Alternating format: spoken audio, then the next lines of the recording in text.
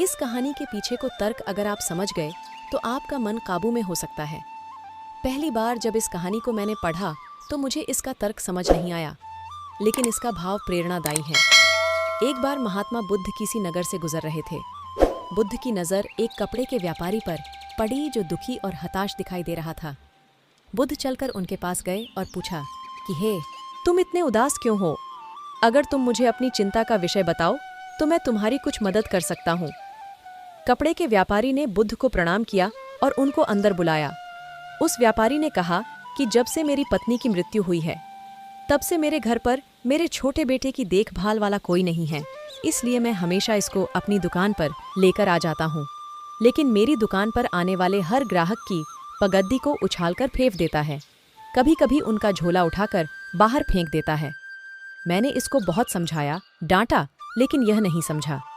इसकी इस हरकतों की वजह से मेरे सारे ग्राहक खुद को अपमानित मानकर वापस चले जाते हैं। बुद्ध बोले, मैं तुम्हारी सहायता कर सकता हूँ, पर तुम मुख्य वचन दो कि मैं जो भी करूँगा तुम उसमें दखलंदाजी नहीं करोगे, ना ही कोई प्रश्न करोगे। व्यापारी बुद्ध को वचन दे देता है। अगले दिन बुद्ध एक पगड्डी पहनकर आए और एक ग्राहक की भांति आकर बैठ गए। व्यापारी का बेटा आया और बुद्ध की पगड्डी को उछाल दिया। महात्मा बुद्ध मुस्कुराए और कहा, बहुत अच्छा, जाओ उस पगड्डी को वापस लेकर आओ। वह बच्चा दौड़कर गया और पगड्डी लाकर बुद्ध को दे दी। अगले दिन बुद्ध एक कुल्हाड़ी और एक लकड़ी लेकर आए। उस लड़के ने फिर से उस पगड्डी को उछाल दी। बुद्ध ने उस लड़के को कुल्हाड़ी और लकड़ी दे दी और कहा, जाओ इस लकड़ी को काटो। व्यापारी को थोड़ा सा डर लग रहा था कि कहीं उसके लड़के को चोट नहीं आ जाए, लेकिन उसको अपना वचन याद था। 7 दिन तक महात्मा बुद्ध कोई न कोई नया काम लेकर आते और उस लाड़के से करवाते। शीघ्र ही वह लाड़का भूल गया कि उसको किसी की पगड़ी उछालनी है। व्यापारी बहुत खुश हुआ और बुद्ध को धन्यवाद दिया। मुझे पता है कि इस कहानी का और मन के वश को कोई विशेष संबंध नहीं है, लेकिन पहले आप इस तर्क को समझ लीजिए। अगर हम अपने मन को अपने हिसाब से काम नहीं करवाएंगे तो मन अपने हिसाब से काम नहीं करवाएंगे तो मन अपने हिसाब से काम करेगा। मन वश में हो सकता है यदि मन को हम अपने अनुसार चलाएं। मन 2 तरीकों से, ए, मन अपने हिसाब से काम कर सकता है, या 2, मन को हम अपने हिसाब से काम करवा सकते हैं। बुद्ध से मिलने से पहले उस लड़के का मन और दिमाग अपने हिसाब अनियंत्रित रूप से काम कर रहा था, लेकिन बुद्ध ने उस लड़के को अपने अनुसार काम करवाए, जिससे उसकी आदत ही बदल गई। 2 सृष्टिकर्ता ने भी कोई भेदभाव नहीं किया है। फिर हम इंसान कौन होते हैं? भेदभाव करने वाले। मानव में भेद करके अपने संबंधों को बिगाड़ता है।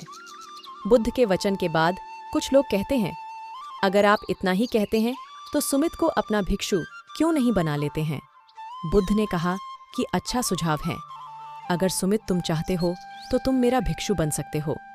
बुद्ध के आमंत्रण पर सुमित पहला नीच जाति का बौद्ध भिक्षु बनता है।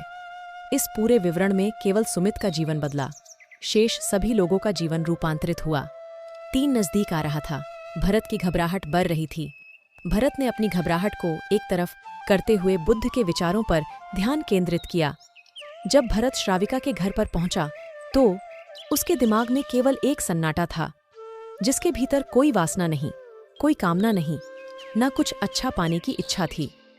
भिक्षु भरत ने भिक्षा ली, ग्रहण की और वहां से वापस निकल गया। आज भरत रास्ते में नाचते हुए आया। आज उसको जिस आनंद की अनुभूति हुई वह अद्भुत थी।